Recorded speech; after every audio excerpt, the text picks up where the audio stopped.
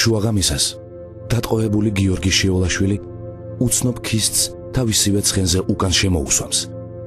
ნაბადი შემოუხვევია და სოფელს გაურიდებია.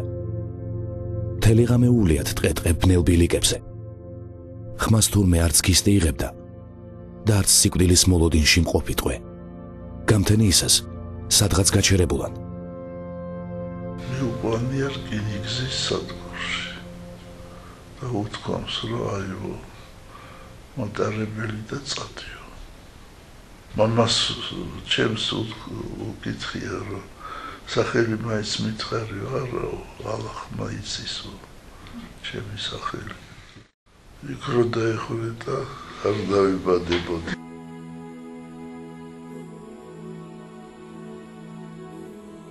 ხევში დღემდე თაობიდან თაობას გადაეცემა ამბავი, რომ ალანებს ვახტანგ გორგასლის დამოუტაციათ და ჩრდილო კავკასიაში გადაუხიზნავთ.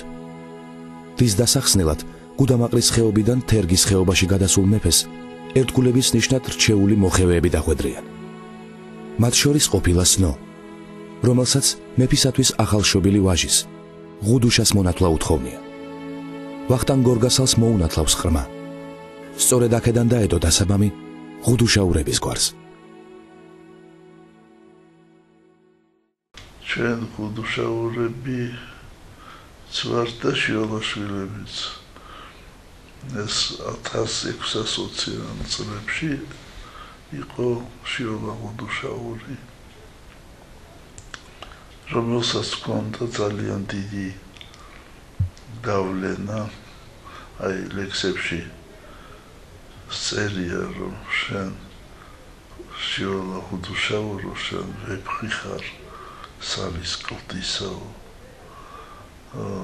როცა გაუჭირდებოდა მეფეს, გამოიძახებდა შიოლას და დავალებდა ჯარის შექმნას, მას ჩამოჰყავდა ხევსურები, ადგილობრივი ხალხი და ფაქტიურად იცავდნენ საქართველოს ამ ჩრდილოეთიდან. ჩვენთან ინახება ხმალი შიოლასი. შიოლა ღუდუშაური ბატონი აჩხოტისაო, სნოს ჯალას მადგამთაზე გერგეთა დასწერს ჯვარსაო, სნოს ჯალას მადგამთაზე და გერგეთა დასწერს ჯვარსაო, დასწერს ჯვარსაო.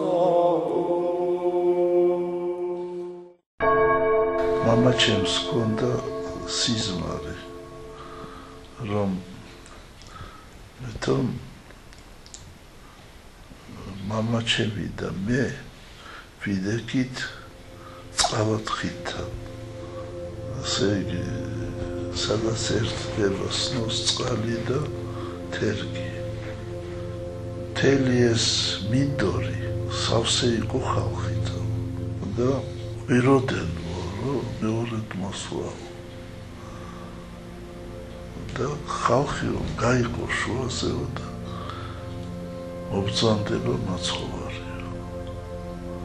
და მოიდა პირდაპირ ჩვენთან და თორმე მეუბნება, რომ ხალხი უნდა მოაქციო.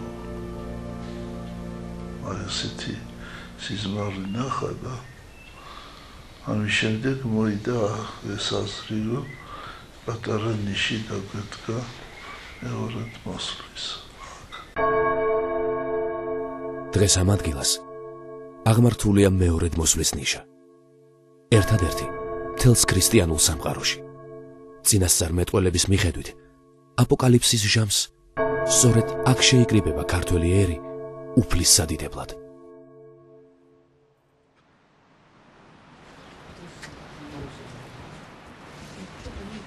ახლა ტროპარი ვხვათ, ვიგალობთ, აი გამობლების ხო.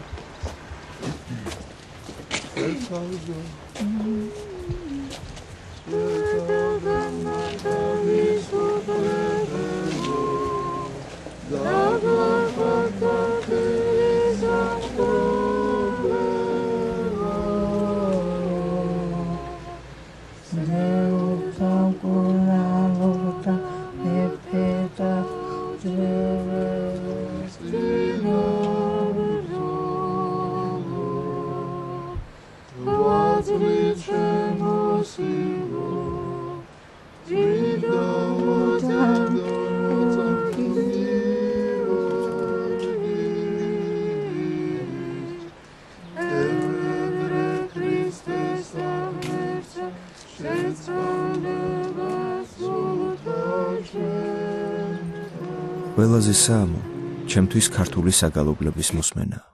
ამასთანავე საათობით შემიძლია ვიჯდე და ვუსმინო კლასიკურ მუსიკას. მიყვარს ფალიაშვილი. გამორჩეულად მიყვარს მოცარტი. 1952 წელი. ირაკლი შიოლაშვილი ვლადიკავკაზის 22 საშუალო სკოლას დაამთავრებს და სწავლას მოსკოვის სასულიერო სემინარიაში განაგრძობს. სემინარიას პირველი ხარისხის დიპლომით ამთავრებს. როგორც საუკეთესო სტუდენტი, სასულიერო აკადემიაში ჩაირიცხება. 24 წლის ასაკში, 1957 წლის 16 აპრილს, საქართველოს კათოლიკოს პატრიარქის მელქისედეკ მესამის ლოცვა კურთხევით, თბილისში, ალექსანდრე ნეველის სახელობის ტაძარში, სასულიერო აკადემიის მეორე კურსის სტუდენტს ბერად აღკვეთს ეპისკოპოსი ზინობი და სახელად ეწოდება მას ილია. 1960 წელს ის დაამთავრებს მოსკოვის სასულიერო აკადემიას და ილია სამშობლოში ბრუნდება. სამშობლოში დაბრუნებული ბერი ბათუმის საკათედრო ტაძარში იწყებს მღვდელმსახურებას.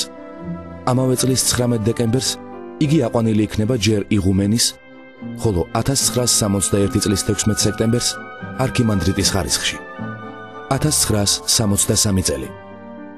ეფრემ მეორის დიდი მეცადინეობით მცხეთაში სასულიერო სასწავლებელი იხსნება, რომლის პირველ დირექტორად არქიმანდრიტი ილია დაინიშნება.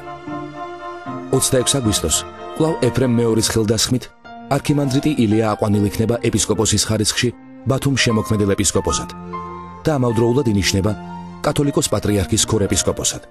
1969 წელი. აჭარაში 7 წლიანი მოღვაწეობის შემდეგ მას მიტროპოლიტის ხარისხი მიენიჭება.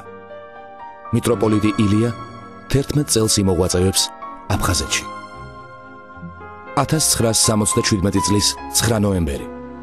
კათოლიკოს პატრიარქ დავით მეხუთის წმინდა სინოდის განჩინებით ცხუმ აფხაზეთის მიტროპოლიტი ილია პატრიარქის მოსაყდრე ხდება.